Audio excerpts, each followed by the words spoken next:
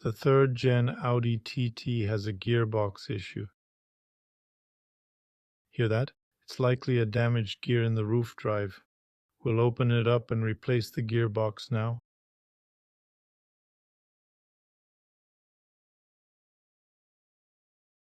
Here's how it looks inside. See the problem? There's play in this small part.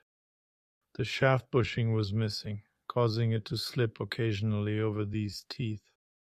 Some are visibly worn, one stripped by a few centimeters. As the small gear rotated, it would skip, making the roof operate unevenly. We've swapped the gearbox. Listen now, it's smooth. You can't hear anything because it's working as it should, like from the factory. In this case, one gear was ruined, causing the roof to jam and make nasty noises.